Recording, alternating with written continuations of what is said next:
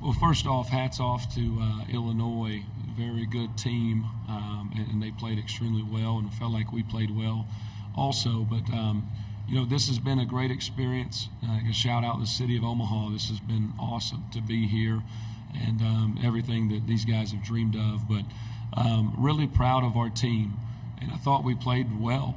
And, we tell our team early in the year that there's going to be times that we don't play very well and we win. And that's happened to us a few times this year because of our talent level. And there's going to be times that we play extremely well and we come up short. That's that instance here today. And that's a credit to Illinois. They're a very good team. But if you're going to have your season end, we want to check 3 boxes. Number 1, you want to play well. We did that. Number 2, you want to stay together. And I felt like our team really, truly did that despite the score or anything. And then you want to lose to a worthy opponent. And Illinois is a very worthy opponent. So hats off to them, and really proud of our guys, especially these 4 guys that got an opportunity to come up here and talk to you guys. First question right there. Mike Patterson, Omaha World Herald. Coach, just talk about the impact that the Illinois big man, number 42, Dane, had on the game, especially in the second half. Yeah, he had a big impact. And so, again, when we talk about playing well, right, and it's no disrespect, but you had a guy who had hit 6 threes all year, hit 2 of them in the first half. We're okay with that, right? You had a guy that averages 6 points a game, and Dane Danger is a good player, come in and have a bigger impact on this game than he'd had all year. So we look at that and we say, we made a very good Illinois team play a totally different way than they have played over the last 20-some games to beat us. We look at that as a win, but that's a credit to them, and they're very talented. They're big, they're strong, they're athletic, and a guy like Dane Danger is very good if he gets an opportunity to catch it in his spots where he's comfortable. And so credit them for being able to figure that piece out.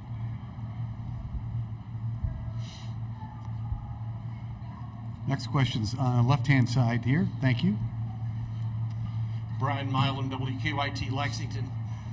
The start of the game, is that what you envisioned in terms of threes because they were raining down, and then the start of the second half when it started to turn? What did you think then? This is a team that's gotten off to a good start in a lot of games, and that's a credit to them because they've made getting practice off to a great start every day very important to them, and they've believed that would translate. So we've done that all year, and we did it all week leading up to this. They were doing a phenomenal job executing, playing with confidence, and doing the things on the offensive end. We had 6 turnovers in this game, 14 assists on 26 made field goals. We hit 11 threes. Those are numbers you can win with. In the second half, it kind of got away from us just a little bit. Some of our floor balance gave them a few transitions. And again, they kind of scrapped their playbook and went ISO. And so we're at the end of the day, made them play a different way. And that's when the game kind of broke open just a little bit. Harry? Yeah, Riley, you came here from that lower level, if you know what I mean. But it was for this reason, wasn't it? It was to be able to play on this kind of stage. Could you talk about that a little bit? Yeah, so I came from an NAI in Southeastern University in Lakeland, Florida, and I wanted to challenge myself to play at the Division I level and make it to this point. And I just credit my teammates for allowing me to come in every day and pushing me and just competing at the highest level. We got to where I wanted to be, and they allowed my dream to come true. So I'm truly blessed to be in this position, and that goes for the coaching staff and everybody that's been a part of this program. It's meant a lot to me, and I'm just, as I said, truly blessed. We'll go back to Harry, and then we'll go here on the aisle. Yeah. And then 3. Thank you. Yeah, at the end of the game, the emotion was real on your bench. I mean, you guys you could see it. And just talk about what this experience, maybe Preston and any of the players, what this has been like for this team, a veteran team like this. Well, we'll have Khalil answer this first, then Drew, then Jordan. I don't know. It's been a dream, really.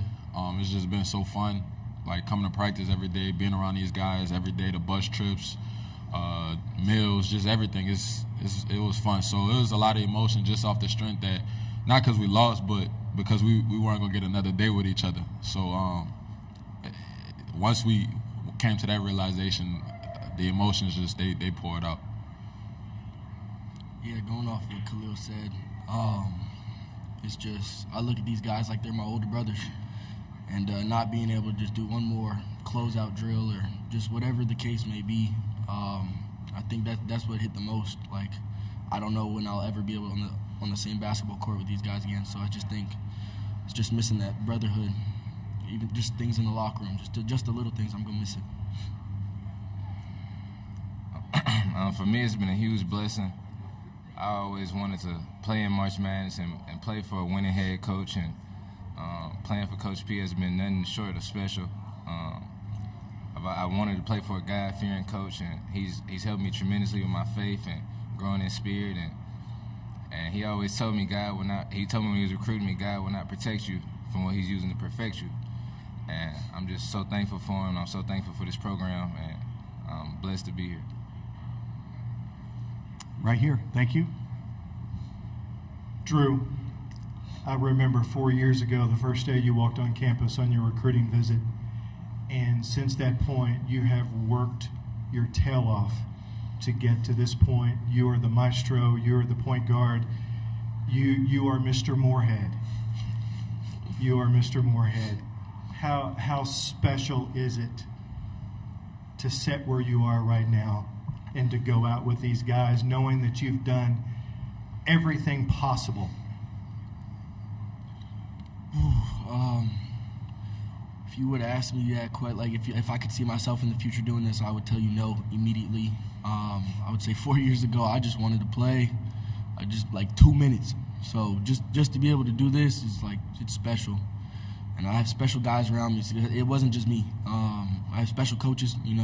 I've stuck with them for 4 years. They stuck with me for 4 years, and I have to give all the credit to God because he made me stick through it. He made me have patience, and it just paid off. But I really can't take all the credit. I've had great teammates throughout the years, a great coach for all four, and I just want to say, Coach P, I love you. Riley, I love you. Khalil, I love you. And J2, I love you. Love you too. Love you too. Hi guys, that was really nice. I'm Steve Greenberg from the Chicago Sun-Times. I'd like, for whoever will answer it, I would appreciate it, Preston, if you answered it also. You're an old team. You've seen a lot, been around. You were around a lot of the Big Ten.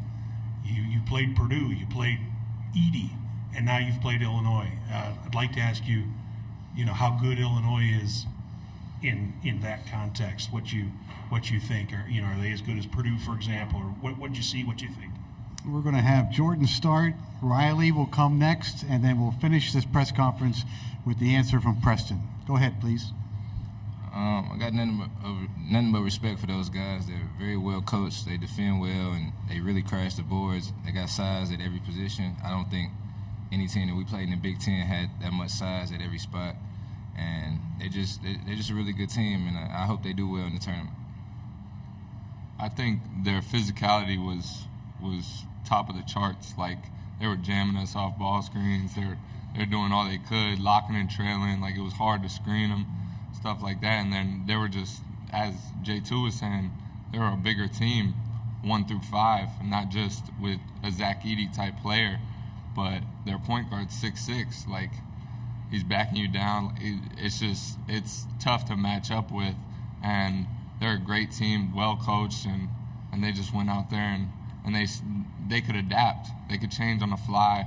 We were blowing up a lot of their stuff, and the way we were blitzing the post, they couldn't really get anything out of that. And then they went into one-on-one ball, and they had to figure it out, and credit to them, they did.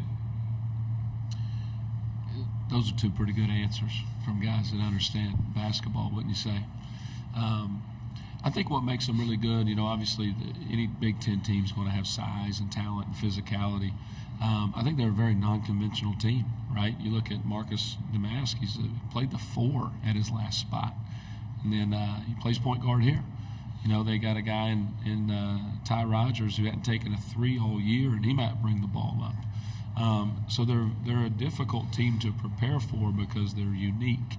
And exactly what these two guys said, you give them credit. They found a new way to win a game. They did not beat us here tonight in the way that they won the Big Ten tournament, the way that they finished second in that league. They found a new way to do it. And so I give a lot of respect for them and their staff and their players for being able to do that. So I think they're a very good team. Thank you, gentlemen.